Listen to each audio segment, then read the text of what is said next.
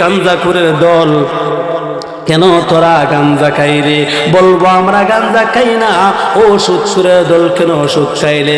বলবো আমরা সুদ খাই না। ও ঘুষখোরের দল, তোরা কেন ঘুষ খাইলে? আমরা ঘুষ খাই না। বেঈমান, কেন তোরা মাজারের মধ্যে গিয়া সেজদা করলে? হরে কৃষ্ণ হরে রামের পূজার মধ্যেও তোরা গেলে, দুর্গা পূজার মধ্যেও গেলে, সরস্বতী পূজার মধ্যেও গেলে, কৃষ্ণর কাছেও গেলে, রামের কাছেও গেলে, হরের কাছেও গেলে। এমন একটা পূজার অনুষ্ঠান নাই যে তুই গিয়ে অংশগ্রহণ করস না। এমনকি তুই মাথা যে মাথা মালিককে ঝুঁকাইতে, সে মাথা তুই হরে কৃষ্ণর কাছে গিয়ে ঝুঁকাইছস, বাবার দরবারে গিয়া ঝুঁকাইছস। হিন্দুরা তাদের মা দুর্গা দেবী নিয়ে ব্যস্ত, আর মুসলমানরা তাদের বাবা নিয়ে ব্যস্ত। ঠিক না ঠিক না? আমার আল্লাহ সেদিন যেসব প্রশ্ন করবে, রে বান্দা তুই এই কাজটাই করছস না, তুই এই গুনাহটা কি করছস না? তখন বান্দা বলবে না করছি না। তখন আমার আল্লাহ ডাক দিয়ে বলবেন, ও ফেরেশতা, নাফরমানের জবান তালা লাগায়া দে, নাফরমানের জবানের মধ্যে তালা মাইরা দে, নাফরমানের জবানের মধ্যে তালা মাইরা দে। নাফরমান মিথ্যা বলতেছে, নাফরমান মিথ্যা বলতেছে, ওই নাফরমানের জবানের মধ্যে তালা লাগায় দাও। কিয়ামতের মাঠে আমার আল্লাহ জবানের মধ্যে তালা মাইরা দিব, মুখের মধ্যে তালা মাইরা দিব। দুনিয়াতেও মিথ্যা কথা বলছেন, আখিরাতেও মালিকের কাছে গিয়ে মিথ্যা বলবেন। তখন নাফরমানের জবান যে সবার তালা মাইরা দিব, তখন কি উপায় হইব? তখন আল্লাহ বলবো, ওই হাত ওই পাও তোমরা কথা কো, তোমরা সাক্ষী দেও কোন জায়গার মধ্যে হাতিয়া গেছে পাপ করার জন্য, কোন জায়গার মধ্যে গেছে হাত দিয়ে ধরছে পাপ করার জন্য। তোমরা কো, অটোমেটিকলি হাত এবং পাওয়ের জবান কইলা যাইব। দস্তে গুয়দ মঞ্চুনি দুজু দিদাম, লব্বে গুয়দ মঞ্চুনি বউ চিদাম, চশমে গুয়দ দিদাম সুয়ে হারাম, গুশ গুয়দ দিদাম সমরুল কালাম। আমার মালিক ডাক দিয়া বলবো, নাফরমান তুমি তো না করছিলে, ইমুক্তা করো নাই, ইমুক্তা করো নাই, কিন্তু এখন তো তোমার হাত বলতেছে গুনাহ করছ, তোমার পাও বলতেছে গুনাহ করছ। পাও যখন বলবো আল্লাহ ইমুক জায়গার মধ্যে হাইটা হাইটা গিয়া গুনাহ করছে, হাত বলবো আল্লাহ হাইটা গিয়া ইমুক জায়গার মধ্যে ইমুকের মালডা ধরছে, ইমুকের গরু চুরি করছে আমি হাত দ্বারা, ইমুকের কে স্পর্শ করছে আমি হাত দ্বারা। এমন জায়গার মধ্যে পাও বলবো ইমুক জায়গার মধ্যে চুরি করার জন্য হাইটা গেছে, ইমুক রাস্তা দিয়ে গেছে, ইমুক জায়গা দিয়ে গেছে জিনা করার জন্য, ইমুক জায়গা দিয়ে গেছে চুরি করার জন্য, ইমুক জায়গার মধ্যে ডাকাতি করছে। আল্লাহ আল্লাহ জায়গা জায়গার মধ্যে ডকুমেন্ট দাঁড়িয়ে অবস্থান করবে। আল্লাহ ডকুমেন্টের কাছে কোনো অবস্থাতে অস্বীকার করতে বান্দা পারবে না। কিরাম কাতিবিন,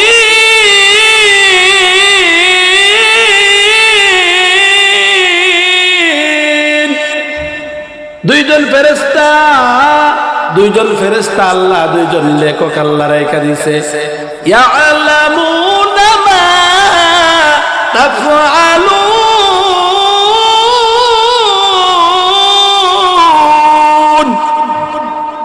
দুইজন ফেরেশতা আমার মালিক রেখে দিয়েছে। ওই দুইজন ফেরেশতা লিখতাছে, তুমি বালা করলেও লিখবো, খারাপ করলেও লিখবো, নেকি করলেও লিখবো, বদি করলেও লিখবো, চুরি করলেও লিখবো, নামাজ পড়লেও লিখবো, ডাকাতি করলেও লিখবো, আল্লাহর নফল নামাজ পড়লো এরা লিখবো। ঠিক কিনা ঠিক না?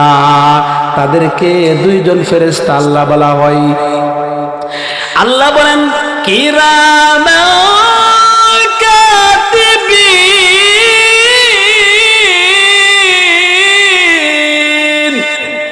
ইয়ালামুনা মা তাফআলুন।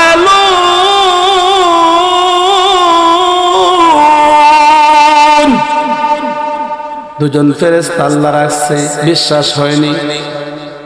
বিশ্বাস হয় মুসলমান, দুইজন ফেরেশতা দিয়ে আপনাদের রাইখা দিছে, বিশ্বাস হয়নি?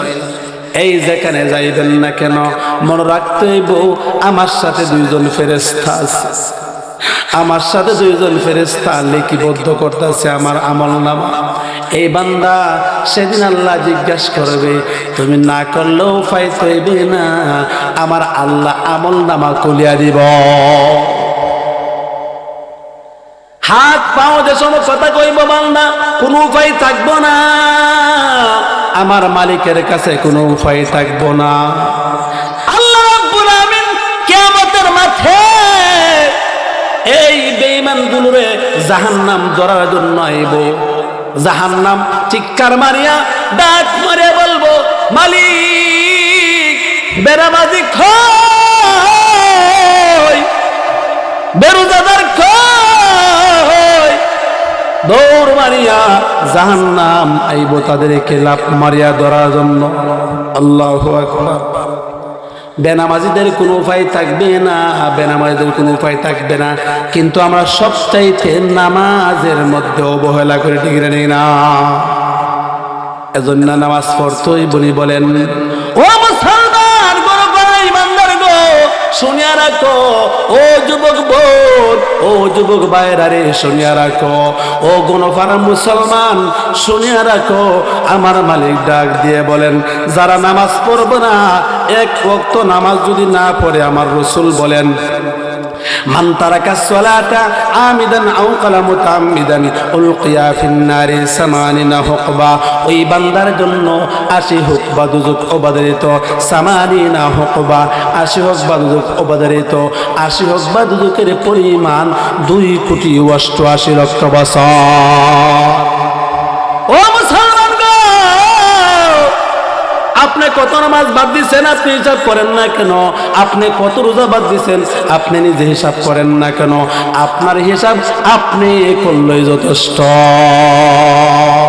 এজন্যই মুসলমান ইমানদার, আপনি ঘাবড়াইবেন না, ঘাবড়াইবেন না। নামাজের সময় আপনি ঘুমায় থাকেন, কবরের চিন্তা করেন না, আপনি যে মরবেন এটাও চিন্তা করেন না, হাসরের মাঠে জবাব দেওয়া লাগবে এটাও চিন্তা করেন না। আপনার জীবন কেমনে যাইতাছে, যৌবন কেমনে যাইতাছে, ধন কেমনে কামাইতেছেন, ধনের জন্য বেবুর হয়ে গেছেন, পাগলের মতন খালি কামাই করতেছেন, কেমনে করতেছেন, হালাল না হারাম করতেছেন, এ সম্পর্কে যে মালিক কিয়ামতের মাঠে জিজ্ঞেস করবে, একটু তো আপনি ভাবতেছেন না মুসলমান ইমানদার।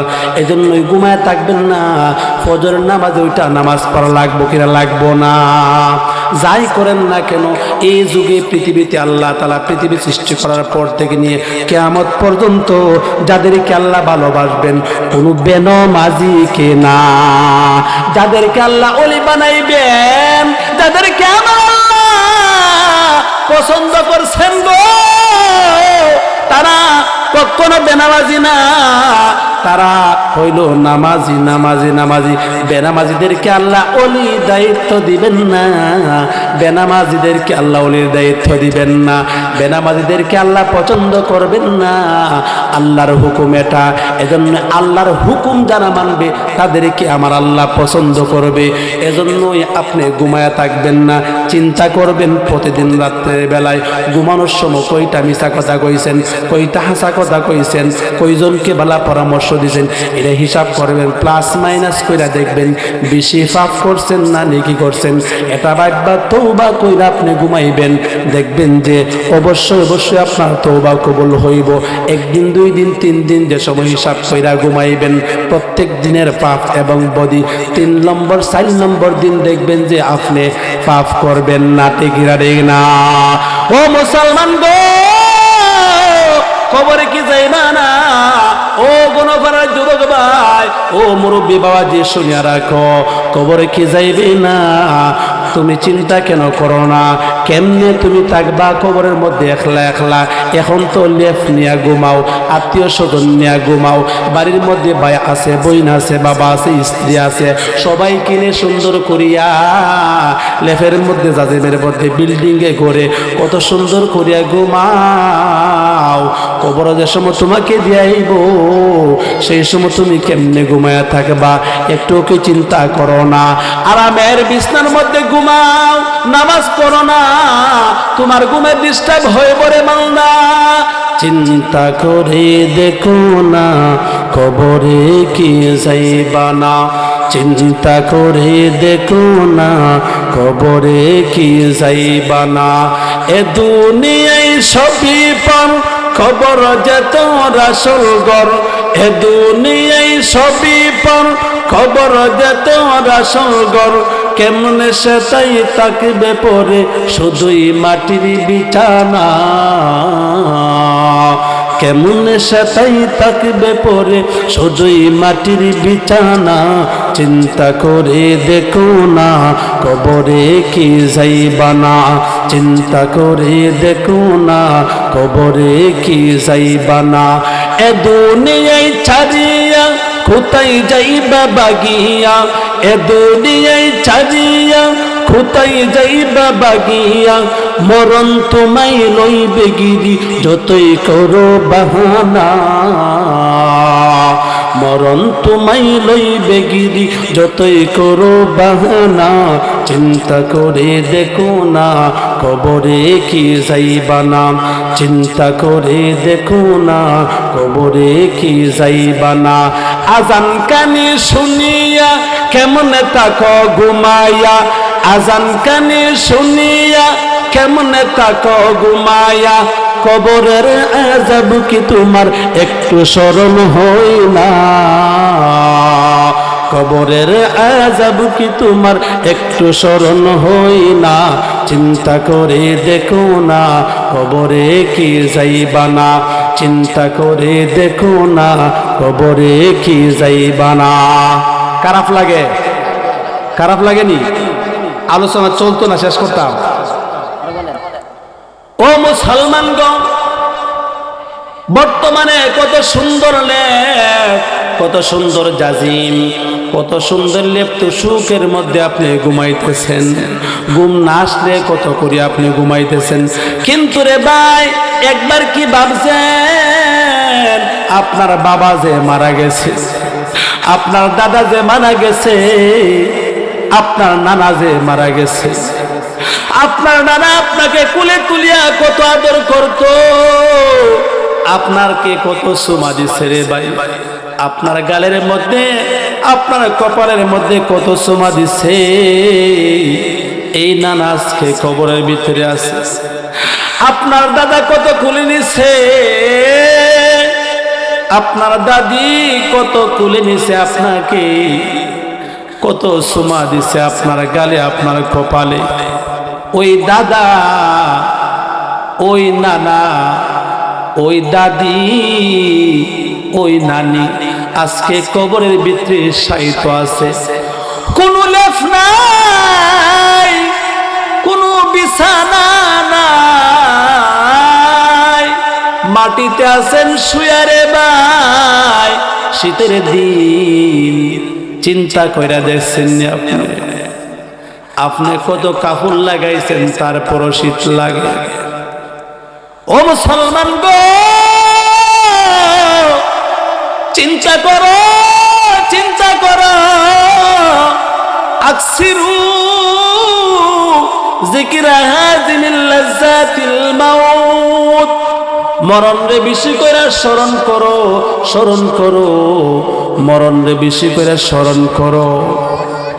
যেভাবে তোমার দাদার অবস্থা হইছে, যেই ঘরের ভিতর তোমার দাদার অবস্থান হইছে, যেই কবরে তোমার নানার অবস্থা হইছে, যেই কবরে তোমার নানি আছে শুয়া, যেই কবরে তোমার দাদি আছে শুয়া, সেই কবরে তুমিও একদিন শুইবা। সেদিন বেশি বাকি নয়, কোন দিন যা শুইবা রে ভাই, এটার কিন্তু সিরিয়াল আমার আল্লাহ দিছেনি। ইদা জাআ আজালুহুম লা ইস্তাখিরুনা সাআতাও ওয়া লা ইস্তাকদিমুন মাউত কাসিন কুল্লু নাসিন শারিবু কবর বাইতিন কুল্লু নাসিন দাখিলু মৌত কো মৌত दूर समझो इख्तिताम जिंदगी कौन है तू गौर में जाने के लिए तैयार है মরণের জন্য যদিও প্রস্তুত না থাকেন, মরণের জন্য যদিও তুমি বান্দা প্রস্তুত না থাকো, মরণ কিন্তু প্রস্তুত 24 ঘন্টা তোমাকে নেওয়ার জন্য, ঠিক না ঠিক না? মরণ থেকে যতই পালাও মরণ তোমায় লইবে গিরি, যদিও পালাও আকাশ পানে মরণ তোমায় ধরবে লাগাইয়া সিঁড়ি, দিকে ঠিক না? দুনিয়া কেউ মারতে চায় না। ও ভাই, আপনি যে কামাই করতেছেন ওই কামাইয়ের হিসাব দেওয়া লাগবে। আল্লাহ নবী সাল্লাল্লাহু আলাইহি সাল্লাম বলেন, এই মুসলমান ইমানদার, কিয়ামতের মাঠে লা তাজালু ইবনে কদাম আদম ইয়াউমাল কিয়ামাতি আন উমরিহি ফিমা ফুনা হাত্তা ইসালান 50। 5টা প্রশ্নের জবাব দেওয়ার আগ পর্যন্ত তুমি একটা কদম লড়াইতে পারতা না। 1 নম্বর প্রশ্ন হইল গিয়া সেরা, তুমি নিজের জীবন কেমনে কাটাইছো? এই যে আল্লাহ জীবন দিছে, এই জীবনটা কেমনে কাটাইছো? 2 নম্বর প্রশ্ন হইল তোমার যৌবন কেমনে কাটাইছো? যৌবন আছে না সবার? যারা বুড়া হয়ে গেছেন তাদের কি যৌবন ছিল না একদিন? এ মুসলমান গো, তোমার জীবন কেমনে কাটাইছো? জীবনের প্রত্যেকটা কাজের হিসাব দেওয়া লাগবে। 2 নম্বর তোমার যৌবন কেমনে কাটাইছো, এটাও হিসাব দেওয়া লাগবে। 3 নম্বর তুমি ধন সম্পদ কেমনে কামাই করছো, জমা করছো। 4 নম্বর তোমার ধন সম্পদ জমাকৃত মাল কেমনে বাংশ ব্যয় করছো। 5 নম্বর তুমি যা জানছো তা মানছনি।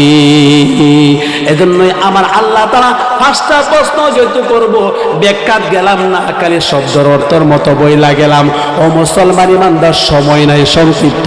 এজন্যই আমার আল্লাহ তাআলা যুবক ভাইয়েরা এবং পর্দানিশী মা বোনেরা, মুরব্বী চাচারা স্মরণ রাখবেন। 5টা প্রশ্ন যে ব্যক্তি মনে রাখবো, জীবন এবং যৌবন এবং মাল আয় এবং ব্যয় এবং জানার বিষয় 5টা, এই 5টা বিষয় যার ভিতরে থাকবো সে কোনদিন গুনাহ করতে পারে না, ঠিক না ঠিক না?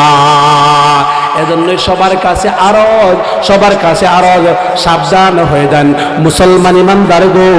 এই যৌবন আপনাকে আল্লাহ তাআলা দিয়েছে, যৌবনকে আপনি কাজে লাগান, নামাজ পড়েন। ও মুরব্বী বাবাজি, আপনারা মনে করবেন যে এই মুরব্বী বাবাজি যৌবন তো আপনাদেরও গেছে, এই মাল জমা করার লাগি নামাজ পড়তেছেন না, কাজের মধ্যে লাইগা গেছেন, মাল জমা করতেছেন, নামাজকে পিছনে দিয়েছেন। সাবধান, এই মাল যে জমা করছেন মালের জবাব দেওয়া লাগবে আপনাকে। এই যে নামাজ পড়তেছেন না, এটারও জবাব দেওয়া লাগবে। সহজ কাম, আল্লাহু আকবারের দড়ি বাজিন দিছে, সঙ্গে সঙ্গে নামাজের মধ্যে হাজির হয়ে যান, তাহলে জবাব দেওয়া লাগবে না। আপনি মাল কামাই করেন, আল্লাহর হুকুম মানেন, এই যে করেন, তাহলে আপনার মালের জবাব দেওয়া লাগবে না। ও মুসলমান গো, আল্লাহর হুকুম পালন করিয়া যদি মাল কামাই করেন, এই মালের জবাব দেওয়া লাগবে না। হালাল পন্থায় কামাই করেন, এই মালের জবাব দেওয়া লাগবে না। বেহালালও কামাই করেন, নামাজ না পড়া কামাই করেন, এই মালের জবাব আমার আল্লাহর কাছে দেওয়া লাগবে। এজন্য আল্লাহ রাব্বুল আমিন আপনাকে সময় দিছে, আপনাকে হায়াত দিছে, হায়াতের জিন্দেগিতে আপনাকে জবাব দেওয়া লাগবে। সময় থাকতে সময়কে কাজে লাগান। 5টা প্রশ্ন, 5টা বিষয় আসার আগে আপনি তাড়াতাড়ি লাইনে আইসা পড়েন মুসলমান।